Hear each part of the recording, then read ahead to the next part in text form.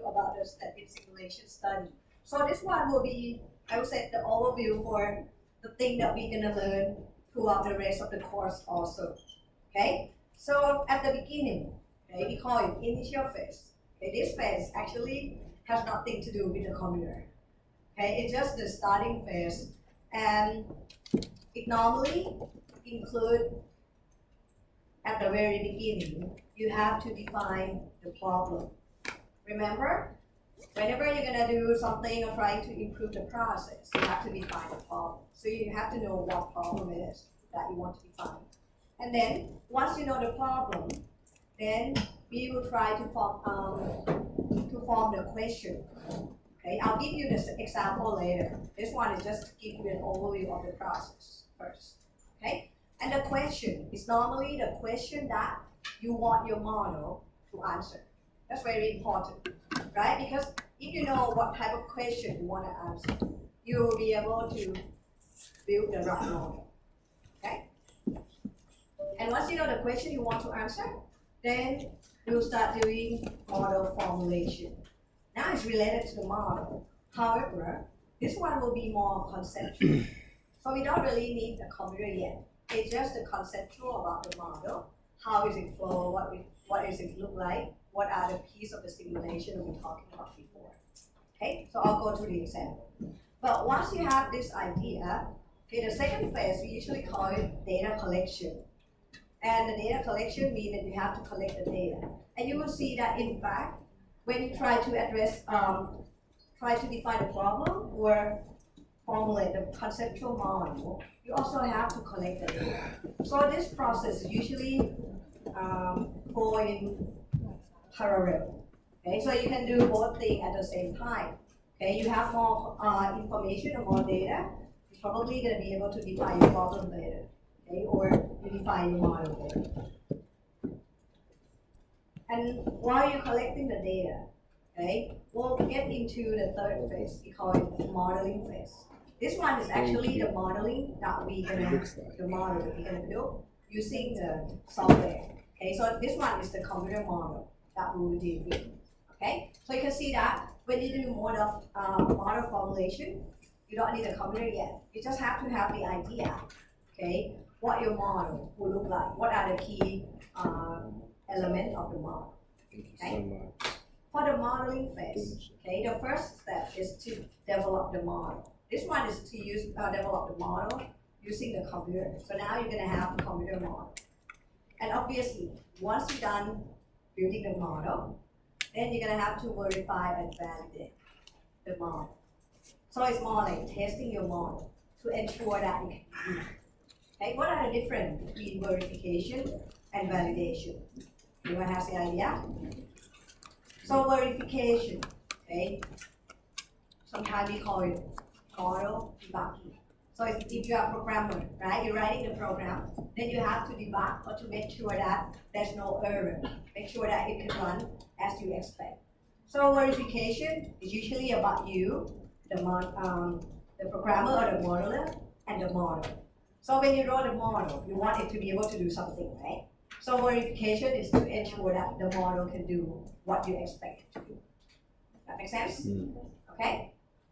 And then, once the model can do things as you expect, the last step is to do model validation. Validation is something about your model against the reality. Okay? So your model worked, right, as you expect. Now you want to compare the model behavior with the real system to ensure that the model can replicate the real system. Okay? And sometimes, if your model cannot replicate the real system, it could be that the fault is at you. You understand the system wrong, so you build the wrong model. For example, could be that something like, okay, you're writing the equation, 1 plus 1 equal 3. That's what you think, right? So in your model, you write 1 plus 1 and it generates 3. So you say, oh, the model verification, you pass that because it can replicate. It can represent what you expect them to do. But in the real system, 1 plus 1 is 2. So now you see that the model results give you 3, but the actual is 2. Okay, so in validation, your model failed because it cannot replicate the actual behavior. That makes sense? So that's kind of the idea. So sometimes, okay, you have to verify first and then you validate the model. Sometimes it passes the verification, but it could fail the validation. And we have to ensure that you pass the model validation. Why? Because you're going to use the model to make decisions about the system. So you have to ensure that this model can replicate the real system. Make sense?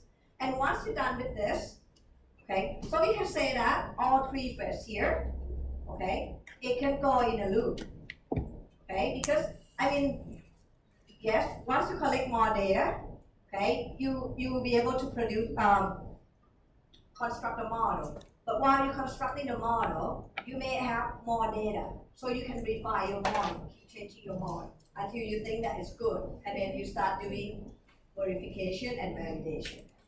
Okay, once it passes verification and validation, now it's time for the fourth phase. So that means you can get into analysis phase only when you get this thing done. Okay, you get the model done, verify and validate. Okay, for the analysis phase, this is the phase that you're gonna start using your model. Okay, we usually use the model to run experimentation. So what does it mean by experimentation? Because we say that we want to try to improve the process or find some solution, right? Some alternative to solve the problem. So in this case, we're gonna start experiment with different alternatives we have. So like you have the idea how you're gonna fix the problem, right? So you try with the first solution, run the model, see the result. And then you try with the second solution, run the model, see the result. Okay? And at the end, you analyze the result and come up with a conclusion or recommendation. What would you recommend? For example, if you think about at the bank, we use the example of the queue, right? And then the manager wants to decide how many tellers that he needs. Okay, so he might try, okay, the current, they have 3 people, so that's the current. And then he try, okay, what if we have 4 tellers, 5 tellers? Okay, what will be the result? And then once you get the result, then you can analyze it and then make a conclusion. Okay, how many people you actually need? So that's the idea of what happened. Okay, so you can see that simulation doesn't give you the alternative or the way to solve the problem or improve the process. It's you who have to come up with the idea how you're going to improve or solve the problem. And you use the simulation just to see what will be the result of doing your alternative or using your solution. That makes sense? Okay? So let's take a look at it in terms of, I'll give you some, I'll use the example, and then we go through all of the phases that we're talking about here. Okay? So let's use the simple example that everybody should be familiar with at the supermarket. Okay? And at the initial phase, we say that first thing we have to do is to define the problem. So usually problem is something that you want to be and currently you are not. So it's current need that you have. Okay, so let me assume that one of the problems that the supermarket usually have is about customer satisfaction.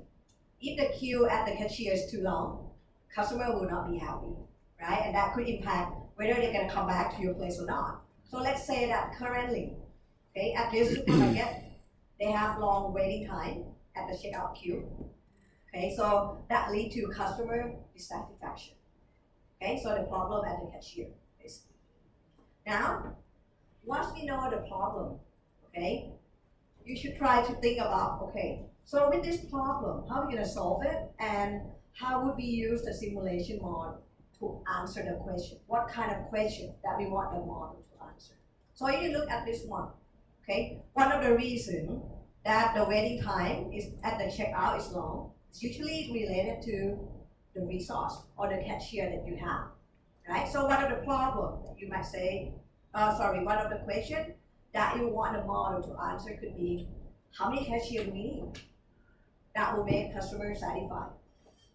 Okay, so we can do that, how many cashier, or that's usually the common problem and question we have. Some of you might say, well, the question could be something about how could we train the cashier to reduce the time to do the checkout so that we can reduce the queue time?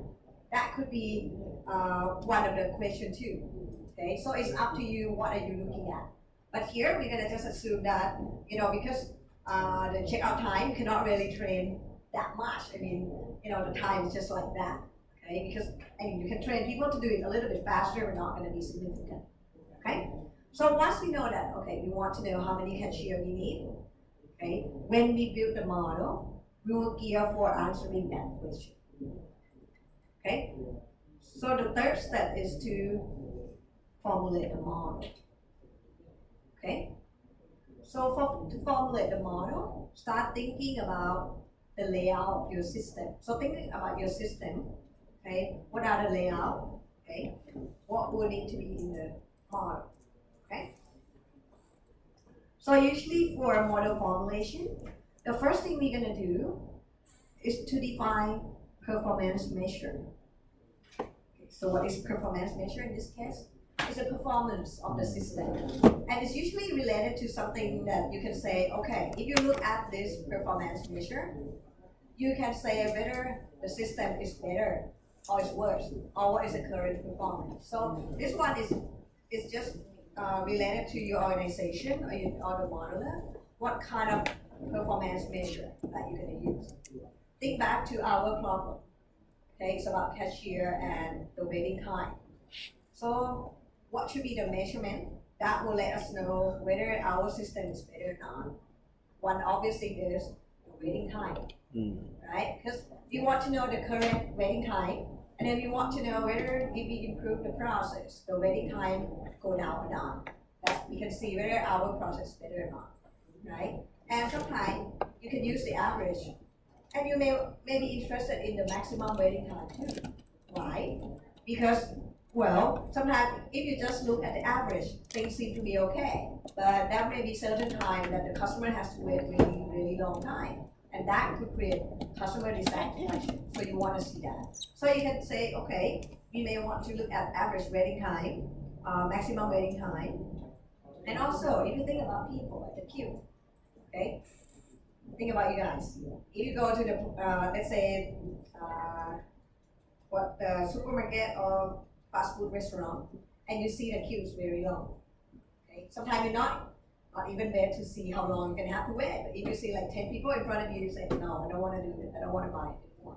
Right? So average number of people in queue is very important. So we might say, okay, one of the KPI that we're gonna have is average number of people waiting. And when you deal with the resource, please be sure to include utilization. Okay, because obviously, if you think about cashier, if you increase the number of cashier, hopefully the waiting time will reduce, but the utilization could go down too. So at what level is appropriate?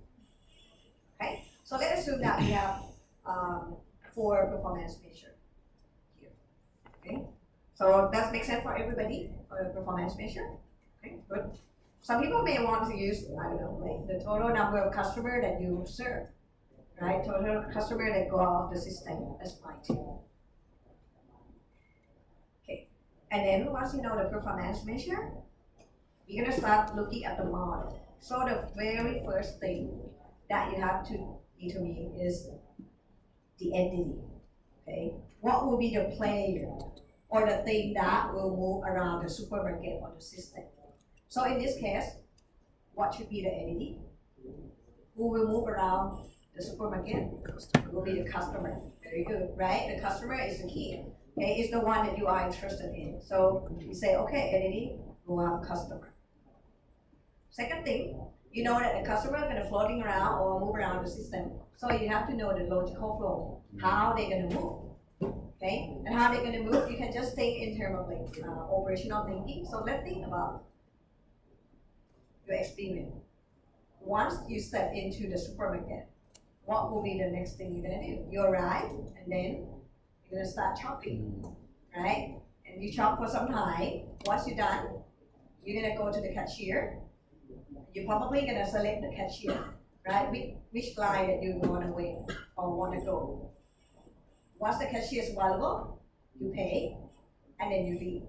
Okay, so it could be as simple as this. You arrive, you shop, you select the checkout line or cashier, you pay, and you leave. Okay. When you see this flow, okay, this one is enough for our objective. Some of you might think, okay, actually, when I arrive, I have to pick up the basket or just anything that you can use to carry, okay, your stuff. So in this case, you might say, well, should I treat basket as a resource also? So the customer has to spend time pick up the basket and go. Okay, if you are interested in the number of the resource, like how many baskets you need, in that case, you might want to monitor that. But for us, we don't really care. We can assume that, oh, we have enough baskets, so we can include that in the shopping time. That's fine too. So the detail of the model, depending on the objective that you want to achieve. If you don't need it, then you can just say, okay, pick up the basket in shopping time. It's just one chunk of the time. You don't have to separate them. Okay? But if you want to model the basket as something that is a resource, so you can determine how many baskets you need. Some of the supermarket have less problem, right? In that case, you're gonna separate, arrive, pick up basket, and then shop. Okay, and once they pay, they will leave the basket also. So basket become one. Okay, so you can see that the detail usually depend on the objective that you have. Okay. Once you know the flow, think about in each step in the flow, okay? Are there any uncertainty in the system? So think of source of uncertainty. Okay. First, arrival time. Do you think customer gonna arrive at the same time or the same interval time? No. So that one of the uncertainty, right? And then shopping time. They shop at the same, using the same time? Obviously not, right? So you can say, okay, shopping time, even the checkout time, okay, or the time to pay could be different too. So that could be the source of uncertainty in the model. So shopping time, checkout time, and arrival time. Why do we have to define source of uncertainty? Because normally, okay, if the time is uncertain like this, it means that you're gonna have to collect the data. Okay? If the company has the secondary data, you can use that. Okay? But that means the time will not be constant. So you have to collect the data and then fit the distribution and then use that in the model, which we'll learn later when we talk about input analysis. Okay? That makes sense for everybody? All right? Another thing is you try to look for any logic in your process. Okay?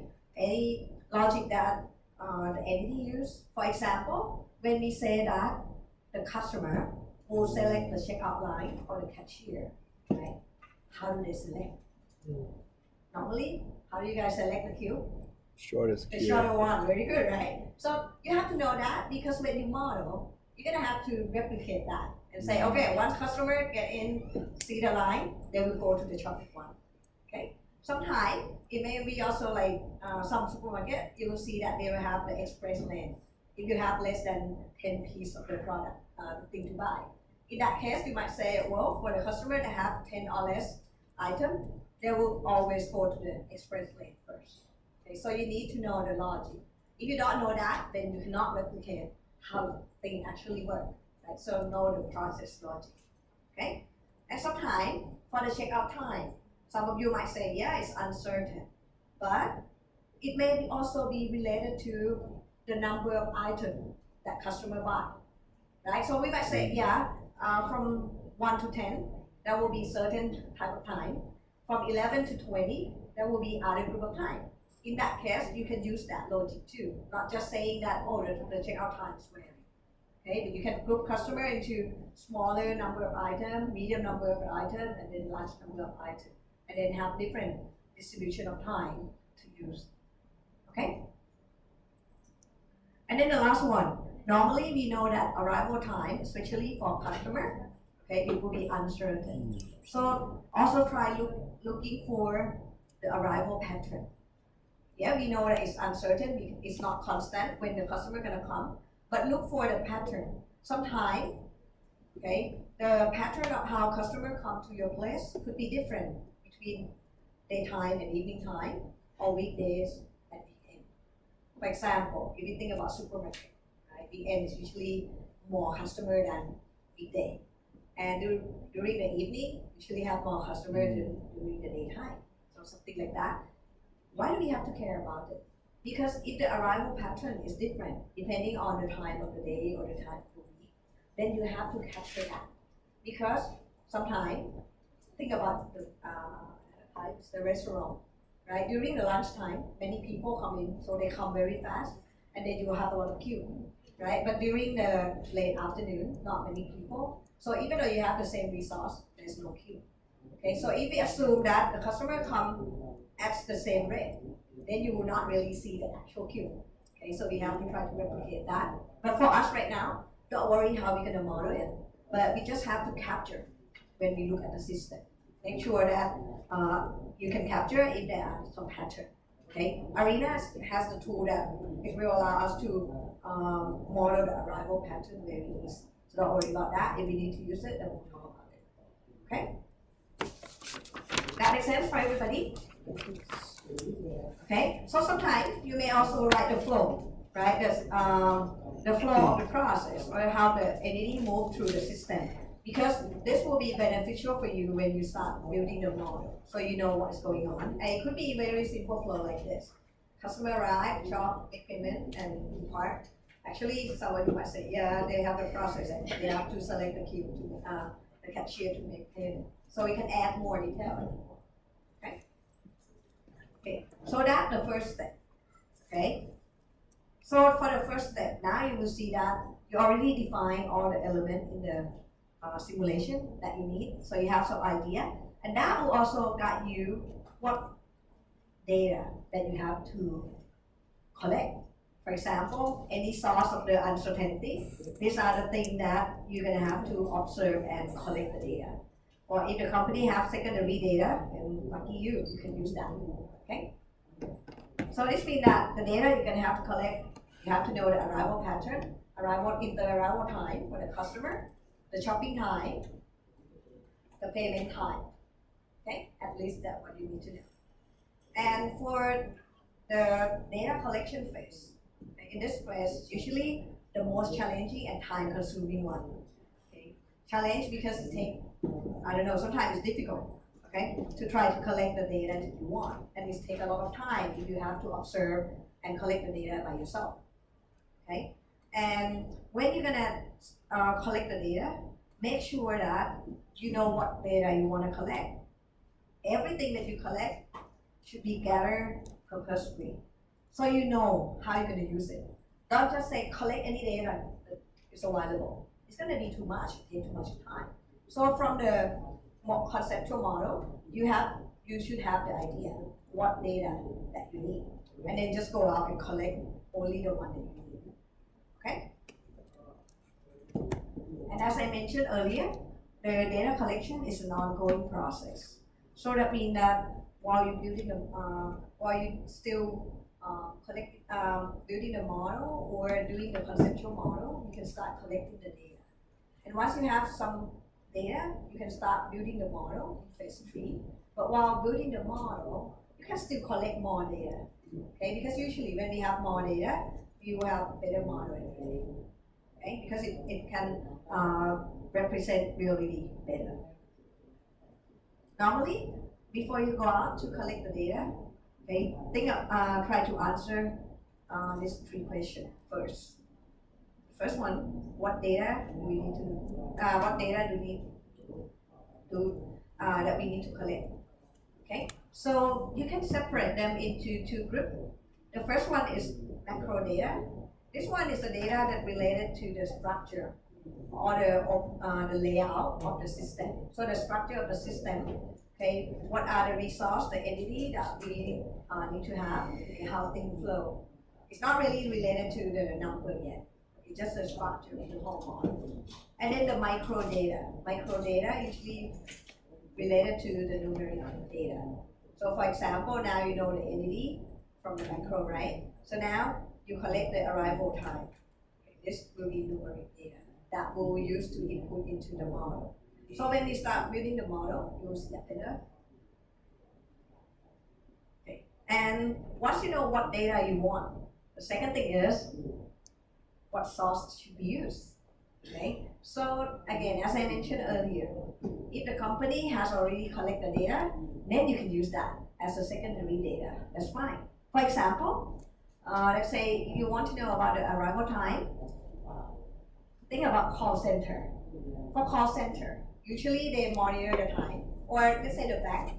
Go back to the bank, I think it's easier. For the bank, right? Once you get into the bank, what will be the first thing you do? You get the queue, right? So at that machine, the machine will collect the time when customer arrive. So you can use that, right? You don't really, but if the, you don't really have to like go there sitting and see and count how many people come in and then at what time. But if you don't have that, then you're gonna have to go there and observe. That makes sense? Okay, so try to look for the secondary data they have and use that. But if not, then you're probably gonna have to do the observation. Okay, observation, use the timer to collect the data. Or sometimes you can also ask the expert or the person that work in this area. Okay, so sometimes they may be able to tell you also. For example, you want to collect the time, how long the tellers need in order to serve the customer for withdrawal or deposit the money. Okay, obviously you can just sitting there and observe how long they use to process, right? Or if you cannot observe or you don't have time, then you might ask the teller himself, okay, how long do you usually use for serving the customer? The thing to be careful when you asking the expert or the people who are doing things there in that area is that they usually give you the answer as the average number, right? If they ask you like how long does it take for you to complete your homework or complete the job, usually give me the average number. But for simulation, we don't just want the average number.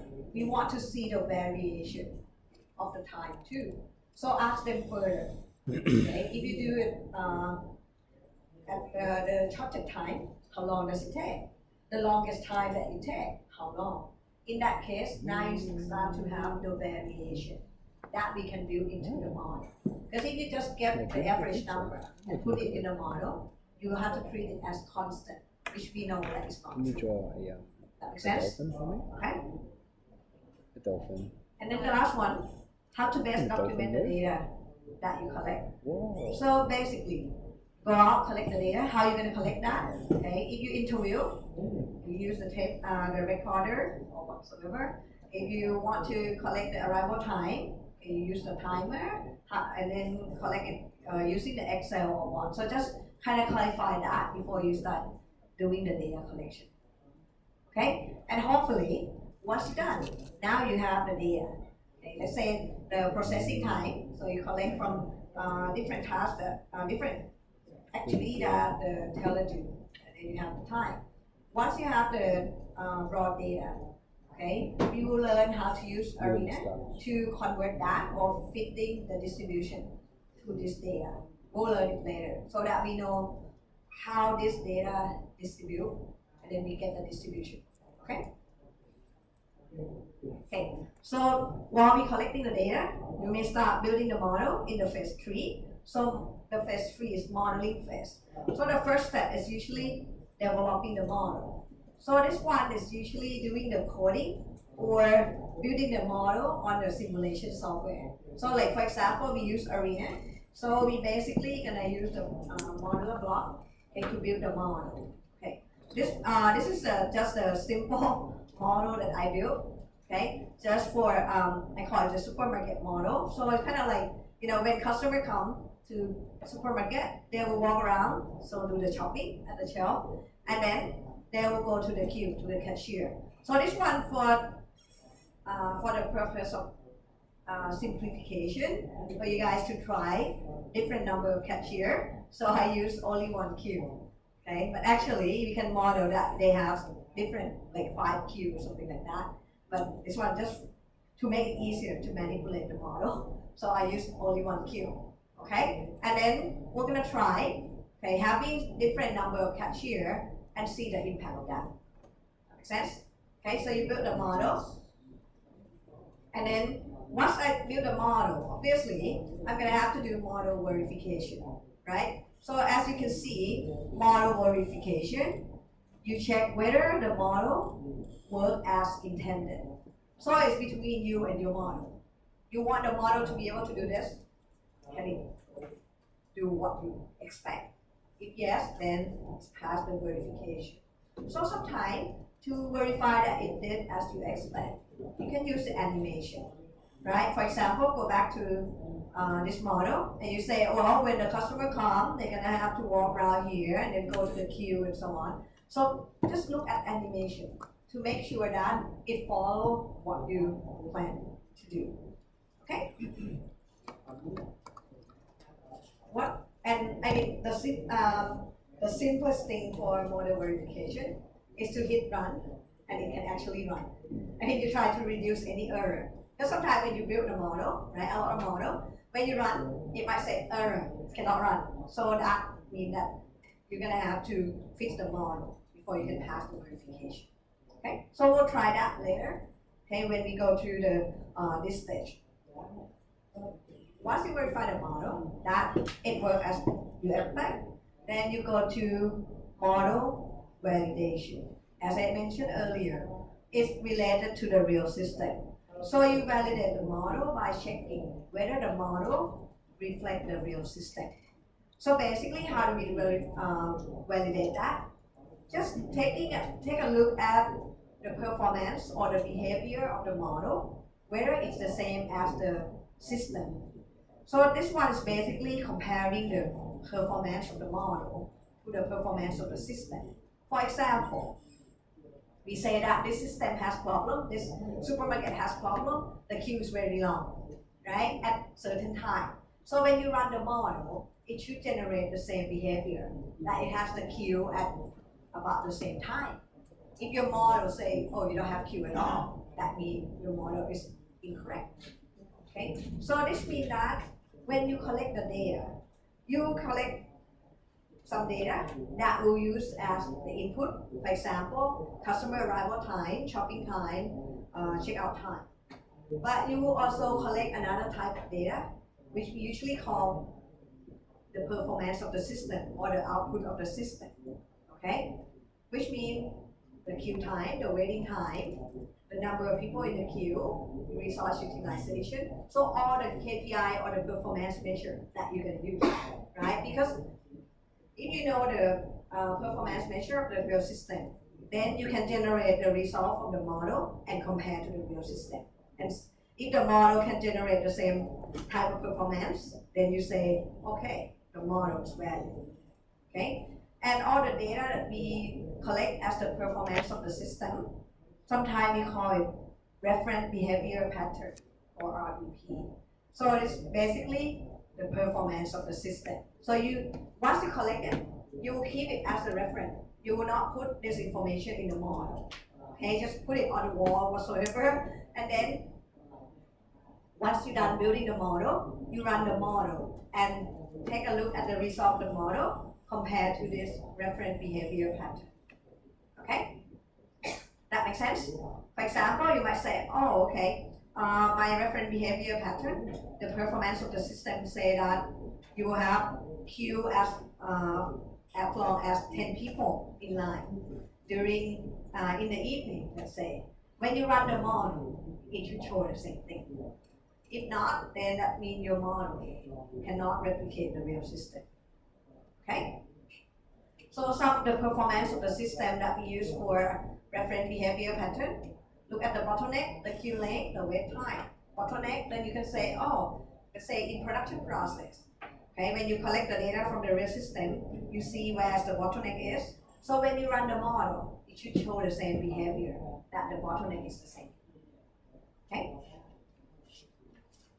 And ideally, for the reference behavior pattern, it should based on the fact, which means you collect the data and you know how long the queue is and so on. But at the very beginning, if you don't have time to collect the data yet, sometimes we can use the opinion. Okay, so just ask bank manager, like, okay, how the queue evolve, okay, what will be the longest queue that you see, something like that, you can use as a reference here. Okay, all right, that makes sense for everybody? Okay, so assume that we built the model, we verify and validate the model. So now we say that our model is ready, right? It can replicate the actual system. The last phase, so we have to complete all this before we can move to the last phase, analysis phase. So this phase now, we're gonna start using the model to perform experimentation. Okay, normally experimentation will include first, for sure, the baseline model or the as-is model. So this is the model that replicates the current situation in your system. For example, you might say that, okay, for this supermarket, currently they have two cashier or two checkout line. So that's the as-is, okay? And then you have what we call is to be model or testing of the proposed change. So you might say, okay, for the experimentation, we will start increasing the number of checkout line and see the result. So you might say, okay, for the experimentation that we're gonna do, you're gonna have 3 cashier, 4 cashier, and 5 cashier. Okay, so that's what we're gonna try. That makes sense? Okay, and once you're gonna start running the model, we'll try that. And then once we run the model, then we're gonna have to collect the result, right? So for each one, like the baseline model, okay, what will be the performance? And then try 3 cashier, 4 cashier, 5 cashier, what will be the performance? And then we compare. That makes sense? Okay, and you can see here that we're gonna try, okay, so for each number of cashier, we call it each configuration. So the baseline is 1 configuration, 3 cashier, that's another configuration. So we basically have 4 configurations, okay, that we're gonna run the model. And the performance measure that we are interested in, so we're gonna talk about average waiting time, okay, how long customer has to wait on average. Maximum queue length, okay, because we want to see like the longest queue, how long, and then the average length. That makes sense? Okay, and you're also gonna take a look at the utilization because we want to make sure that we have good utilization of our cashier too. And in here, I'm just putting C1 to C5 because we're gonna try 2 people, 3 people, 4 people, and 5 people. So we can collect the utilization for each cashier. That makes sense? Okay, so what we're gonna do, I would like to ask you guys to start Arena. Okay, so we'll do that together for the first, the as-is model, and then I'll let you explore and experiment with different number of cashier. So let's start Arena.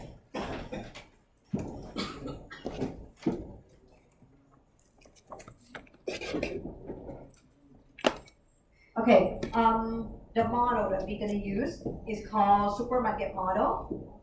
If you haven't downloaded, it will be under content, material for class, week 4, simulation study process, first contact with Arena. You will see the word supermarket model, version 14. So please download that. Okay, download that, open it in Arena. And before you do anything, just click Files, Save As, somewhere that you're gonna use it.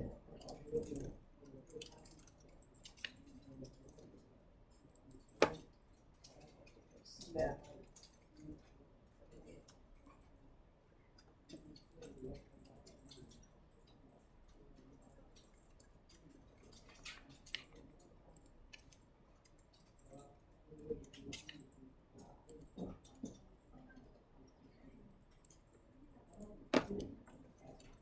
Okay, so save it somewhere. Please save it first. The reason is that because our Arena program is version 15, but this model was created in version 14. So if you haven't saved it, it will treat as version 14 and it will not run. Okay, if you have some problem, then just save the model somewhere.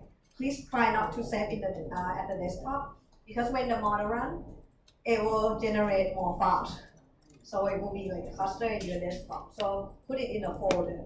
And for the folder that you're gonna use, all path, everything, make sure that it's in English. Okay, sometimes it has problem with Thai. So make sure that all part or name is in English. Even the folder name has to be in English. Alright, everybody okay? Open up the model? Okay, I'll wait for you guys to open it. If you have any problem, let me know. Okay? Oh,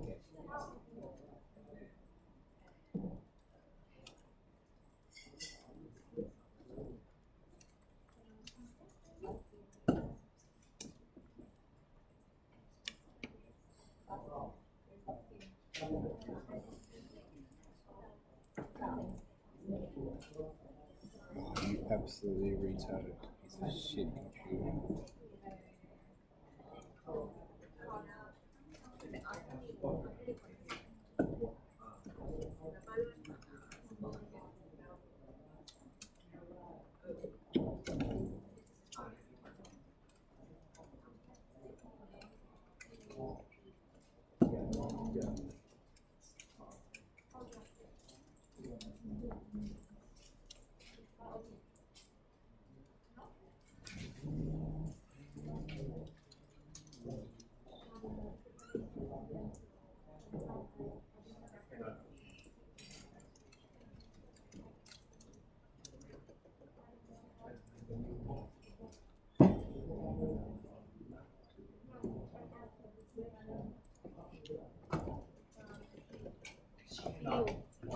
Huh? I still can't even get into this retarded fucking. Yeah, that's fine. I still can't get into this stupid Blackboard. Yeah, you have to download the files from Blackboard first. Can you get into Blackboard? Yeah, no problem. Absolutely. Okay, I'll give you a couple more minutes. Make sure that you get the model open. So that we can go together. Make sure that everybody have a chance to try.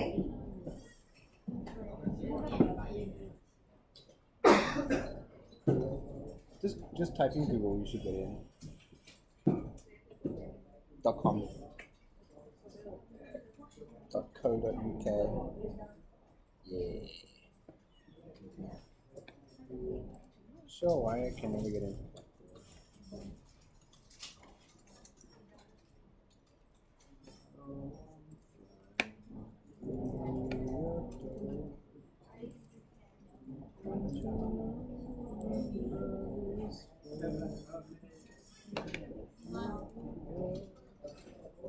Is it the whole and I've done it 3 times. That seems like too many digits to me.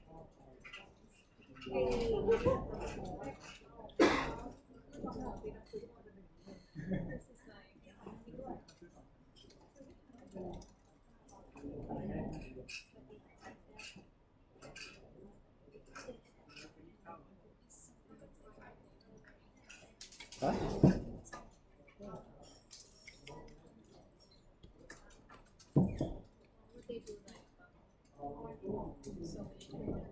You should hear.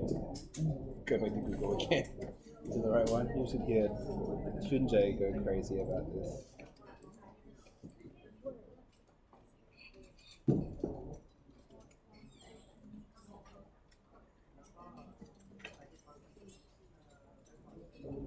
Oh, what was it? What was it?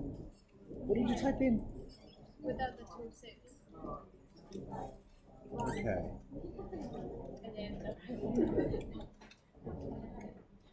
2XJ 782H8. find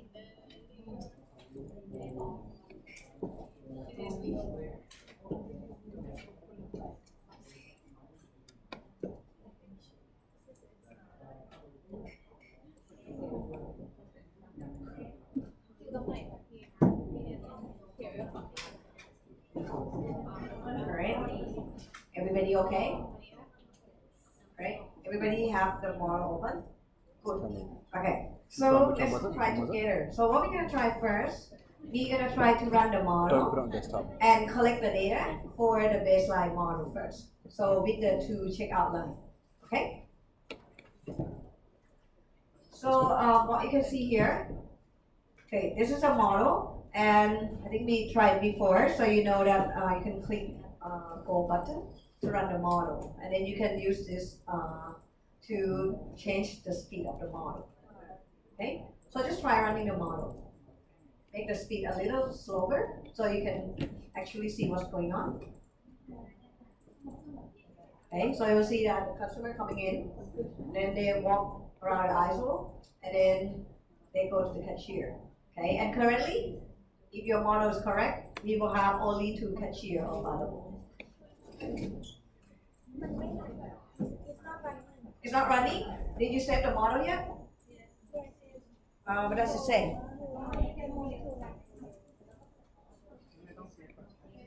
Yeah, you save model somewhere. File and save. Yeah, file save as somewhere. Sure.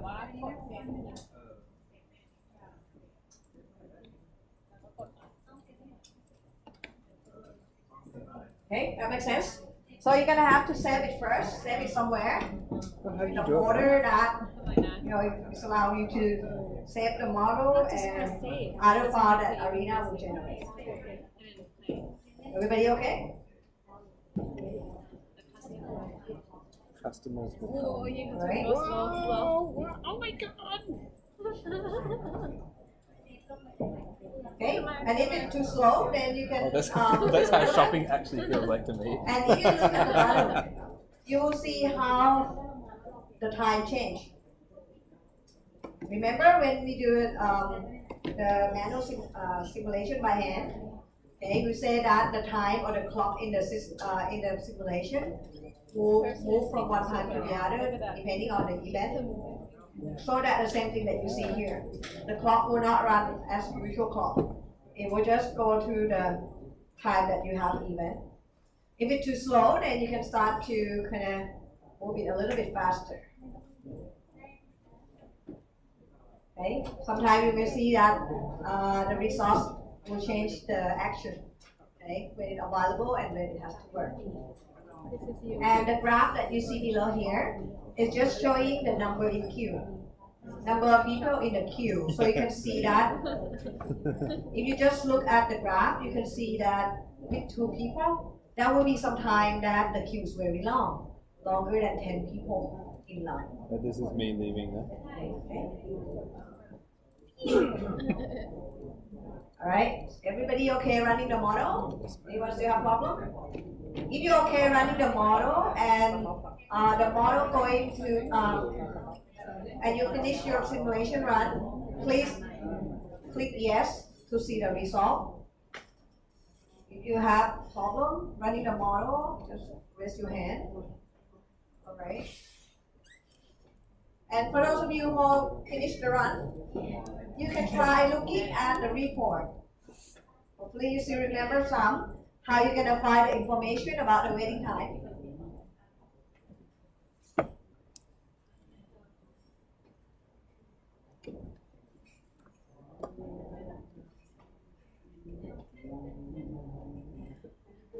Okay, everybody done? Good. So take a look at the report. Okay, you will take replication 1 because they asked them to run only 1 replication. The time unit is the minute, already said that. And the first page that you're gonna see will say number out. Number out is the number of entity that go out of the system. So basically how many customers that we serve. Okay, that's 116. And if you look at the bottom of the screen, you will see 1/1. So it is showing that this is replication 1 out of 1 replication that we asked to run. And then 480 minutes. So we know that this model actually run for 480 minutes. Okay? Alright, so what do we want? We want the average time, average waiting time. Okay, so how do we find average waiting time? Go back to the report. Okay, and then click the plus sign It's really here. nice now. Okay, you see entity, queue, and resource. If you want waiting time, it will be at queue. So click at queue. Okay, at queue you will see time and others. So waiting time and the number waiting. And you will see the queue name because in this model we have only one queue. So check out the queue. But if you have like several resource, several queue, it will show here too. Okay. So what will be the average waiting time? So take a look here. We have 16.98. Okay. So record that in your slide. 16.98. Do that. So we're gonna record the number and compare it. Okay. What about maximum length? Okay, the maximum number of people waiting in the queue. Now you take a look at the number waiting, right? And you see that the maximum number is 14. And the average number of people in queue, 4.34. So you can put that number in. Maximum number 14, average length, 4.34. That makes sense for everybody? Okay, make sure that you can find a number. Okay, the last one, we want the utilization, right? So go back to the model. Take a look at the report. Utilization will be related to the resource. So click resource. And then you will see that at the resource, okay, the first, that we'll talk about usage. And then instantaneous utilization. So we're gonna use this, utilization. And you can see now that we have cashier 1, 2, 3, 4, 5. But only number 3 and number 5 has the utilization. This is how I set up the model to make it easier for you to manipulate. So right now, I have 5 cashier, but I just only allow 2 to work. Okay, so we can record the number. So let's say just follow the cashier number. So cashier number 3, average utilization is 0.93. And then cashier number 5, average utilization is 0.9.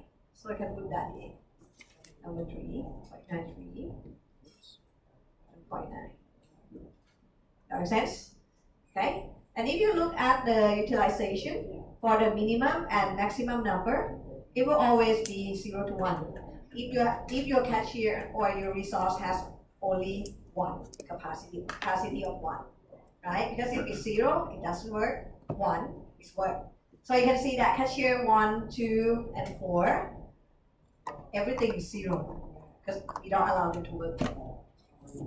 That makes sense? Alright, so if everybody okay and already record the information, now please close the report. So click at the cross sign. This one, not the biggest one. The biggest one will close the whole program, I think. Okay, so click that. So once you close the report, okay, you will go back to the model screen, and you will see that all the animation and the graph is still there. If you try to run the model again, it will not allow you to do so because they say that your model is run to completion. You have to start over. So if you run the model and you want to rerun or change something in the model, because right now if you click anything in the model, you cannot really change. Okay, you have to stop it first. Stop or end button. Okay, so try clicking end button. When you click end button, you will see that the graph is gone, or the entity or the animation is gone. Okay, so it kind of revert back to just the normal mode. Okay. All right, everybody okay with this? If you're okay, now we're gonna try, you say that we have 3 checkout line. So now we're gonna try having 3 people or 3 cashier. So how we change that? Go back to the model. You will see that actually the model screen or the software screen can be divided into 3 screens. The biggest one here is where you build the model. Okay? On the left, the project bar, it will give you the flowchart that we can use to build a model. We'll try that later, okay, when we actually build a model. And then at the bottom, okay, here is the anything that related to the data, like the data table, it will show here. And if you want to change the number of the resource, Okay, please look at the project bar and click basic process. Basic process. This is a template that we will usually use in order to build the model. Okay, other type of the template you may use later, but the basic one, what we're going to need now. Once you click the basic process, you will see all like the model, like the flowchart. So this is how we build the model. Okay, now just kind of scroll down a little bit, and you will see the word resource under the table. Okay, the resource. So please click that table, resource table. If you click resource table, now you will see at the bottom that it will show cashier 4, 2, 1, 3, 5, and so on. That's the resource that we have in the model. Okay? The type is fixed capacity, meaning that the capacity remains the same throughout the replication run. Look at the capacity. You can see that number 4, number 2, and number 1 all 0. That's how I log that they will not work. And then number 3 and number 5 have the capacity of 1. So that's how we have 2 people or 2 cashiers. That makes sense? Can you guys get to this table? Yep. If not, basic process. And then scroll down and click resource table. Okay, go to basic process. Scroll down to resource table, click it, and you will see 5 cashier. And you can see that cashier number 1, 2, and 4 has capacity of 0. 3 and 5 has capacity of 1.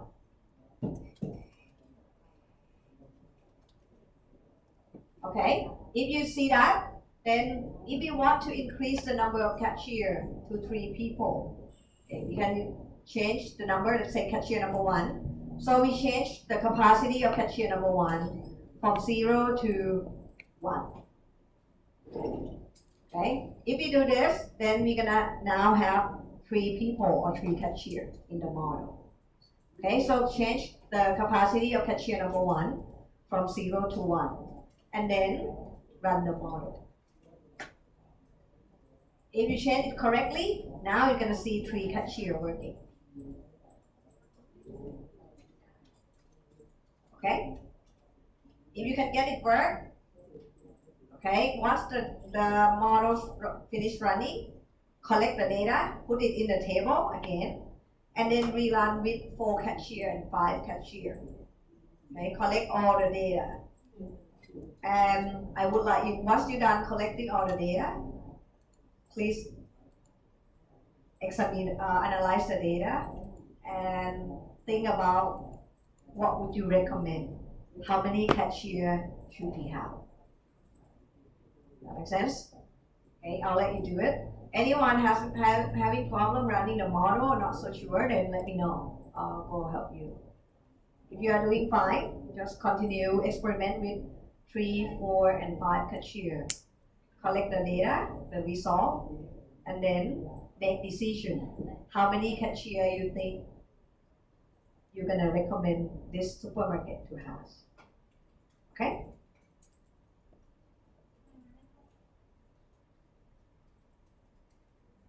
Okay. If you don't have any question, please do your work. If you have, just raise your hand. I'll be there.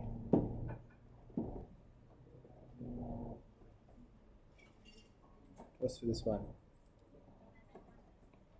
Took my.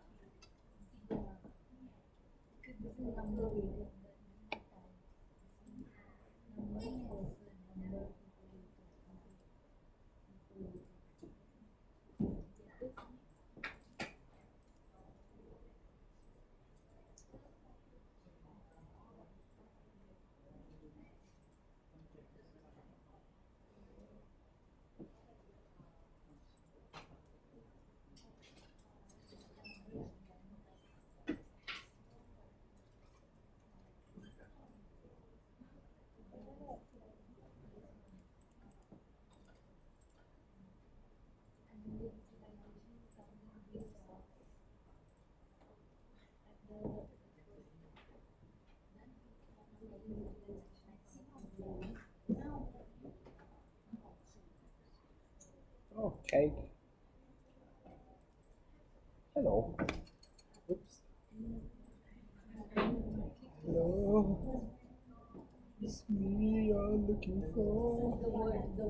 Different generations.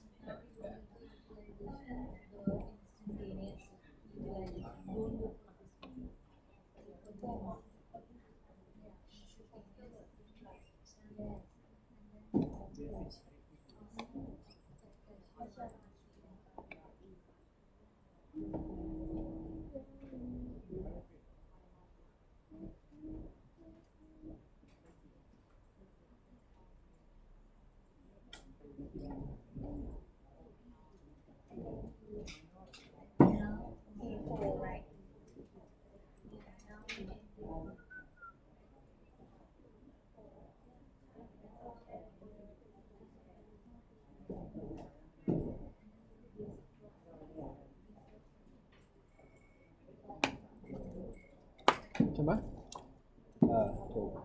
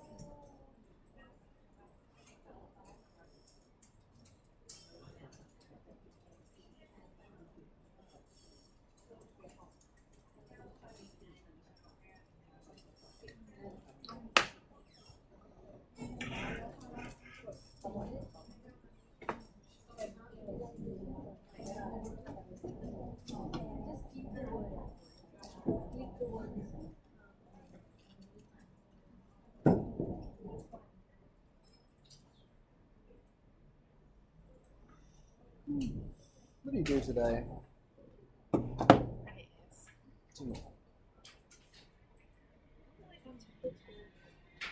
Even back there. I've done perfectly so far. Hi. All right, how are we It's doing? basically the strategy project. Everybody get the results for all configurations? Strategy. Good. What's your recommendation? Okay, so what do you guys get? Let's take a look. I think 3 check-out names is Similar to going to be the this? correct answer. Okay, you can see that one thing that is different than Excel is that everybody 50% get the and same then the result. Okay, because the way that Arena Yeah. use the random and the number percentage is increase different from between Excel. 2 and 3 Excel is quite keep large. using the random number, so they cannot really see the logic. They Then the use just benefit, the purely random. gains later on. are But just for much Arena, more. for the first replication, okay, everybody or every computer will use the same stream of the random number. That's why you get the same result. If you run for 2 replication, replication 2 will use the same stream of random number again. Okay, so the good thing about this is that we can easily compare the result. Okay, all right, everybody get the same result, right? Yeah. Good. So that means you What's that thing? experimented well. So my question to you guys is, how many cashier should we have? Anyone? 3? Okay, who go with 3? How many people? Okay, we have 2 supporter. Okay, the rest, how many people you want to recommend? Or you have no idea? 5, you're a good customer. 5, yes? maybe? Okay, some of you like, no. Okay, so why 3? Must be the reason, right? Things. So if you take a look And first at the performance Should have measure, you see that using 3 people, average waiting time go down significantly, right? From about 17 to not only 1 minute. And again, maximum length go down to 4 and average length down to less than half people. So that's quite good. Okay, so you can see that there's significant improvement in terms of the performance. But obviously, when we have 3 people instead of 2, the utilization go down from about 90% to 50 something percent. Okay, but if you go more, if you go further, 4 or 5 cashier, you will see that the performance is not significantly different, right? I mean, it is still improved, but not as much. Okay, so, but the thing that we can see clearly is that the utilization go down significantly to about 30%. So 30 or 40% utilization is not good, right? It means that we're basically hiring people that they don't have to do things most of the time. Okay, so usually if you just wait based on the cost and the benefit that you get, most people are going to select 3 cashier, right? Because the cost, obviously, the cost go up because from 2 people, you have 3 people. So you have to pay for another cashier. But the performance, the waiting time, and the queue length change significantly. Okay. This one, because one thing that we can do, some of you might say, well, the maximum length of 4, is it good enough? So sometimes, to decide on that, you may have to ask your customer, right? You can do customer survey or interview the customer to try to find out what will be the acceptable queue length and the waiting time. And you can use that as the target too. Okay, that makes sense? Okay, another good thing when you use simulation is that you can clearly see the utilization of each resource. So in this one, even though you say, okay, we use 3 cashier, but you can still see that these 3 people, they work about half of the time. So you may have them do something else during their free time, right? You don't have to say that they just work at cashier, but they can do something else like doing counting the stock, checking the store, and so on, right? If you think about normal behavior, normal system in the supermarket, you will see that there usually a lot of cashier in terms of the machine and the line, but they will not open all the cashier all the time, right? They usually wait until there are more people, there start to be the queue, then they keep calling another employee to act as the cashier. So we can use this information to plan for that. If I say, yes, we have 3, but all 3, they're not gonna stay at the cashier all the time. They can work at other things and then be on call for the cashier when they need. That's usually happen with a lot of supermarket, right? This one, they usually advertise that if the queue is longer than the green line, then they'll open up the new cashier. So that's the idea, right? The cashier doesn't have to be at the counter at all time. Okay, so this allows you to better manage your people. Okay? That makes sense for everybody? And again, going back to this result, one thing to keep in mind is that, in fact, we cannot really use this information that much because it's only one replication, right? We know that we're going to have to run more than one replication, but this is just for the sake of comparison and try to see the benefit of simulation. So we didn't do that yet. But when we talk about output or result analysis, we will talk about the number of runs and how we compare the result of each configuration. So we'll do that later. Okay, but today just keep in mind that this is just okay for testing purpose, but it's not really valid yet. Okay.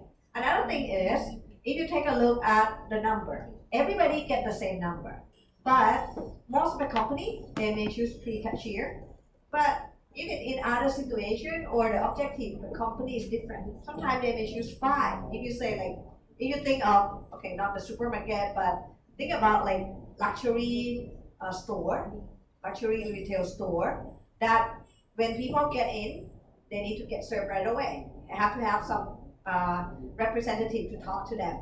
In that case, they may hire a lot of people or a lot of staff, and most of the time the staff will not have the customer. But once they have customer, there should be no queue at all. In that case, you may be willing to pay more for the cost of hiring the representative, okay? Because the margin or the profit that you can get is higher. That is possible too, okay? But if you think in terms of economical, usually 3 people is the best option in this case. That makes sense? So just for you to see that same result, people may choose different alternative depending on their objective, okay? And the way that we compare the result like this, so that's kind of like the last phase that we talked about, right? Analysis phase. So usually, when we compare the result or analyze the result, first document each experiment configuration. So that's what you did, right? You have the table and then you document all the results that you get from different configurations. Okay? Just keep in mind that when you use simulation, you can test whatever you like. Okay? But just make sure that every alternative or the configuration that you test is practical, which means that you can actually implement in the real system. Otherwise, not really any point testing that, right? Because you can test something very weird and it might be the best, but you cannot use it in real life or you cannot implement, then it's not really useful. And when you compare the alternative or the configuration, try to include financial impact if possible. And you can see from here that everybody, I think, use financial, already think about financial, especially when you look at the number of resources, right? That's very clear that your cost will go up depending on how much you pay for each cashier. Okay, so the cost is clear. The difficult one is more on the benefit side. Because yeah, we know that, okay, waiting times reduce, the queue length reduce, but how could that quantify to become financial benefit? Okay, so this one you may have to make assumption, but just think that, well, if the queue is too long, people may not go into your place or decide to skip, so that means you will lose customer, right? So that means if the queue is short, you may have more customer. So how many customer, let's say additional customer that you're gonna get if you can reduce the queue, for example. And then just try, use the historical data, try to identify the average amount that people spend when they go to the supermarket. That could be the benefit that you could get. Okay, so try to think about it, quantify it so that it will be easier when you compare different options. Because a lot of time, for example, in production, you might say, okay, if you can reduce the number of defects, okay, the defect is your cost, right? So you can reduce the number of defects. That's the benefit that you can earn, that you have less defect, less rework time, and less scrap that you have to throw away. So how much is that related to the situation? Okay, so try to just think of it in terms of the financial impact. Okay, and obviously we haven't done that yet, but when we compare each configuration, we actually have to use the statistical analysis to compare. So we'll do that later. Okay, because right now we're just comparing the average number. That's it, right? But in real life, you're gonna have to do the hypothesis testing. Okay. okay, during the t-test, which we will learn when we talk about result analysis. So don't worry about the equation or anything, because we're going to use software to help us test the difference between alternatives. Okay? All right. Everybody okay with this? Yeah. Just trying with the model and try to run the result. You guys have any question or comment? Okay. If not, then that's kind of we finished the simulation study process. You have a chance to try the model. So I'm gonna let you take a break for 15 minutes, and then when you come back, we're gonna start the first lab. Okay, so the lab number 1, first contact with arena. We're gonna start by looking at the model that already created first, and then if we have time, we may try to start creating the model by ourselves today. Okay, so let's take a break for 15 minutes.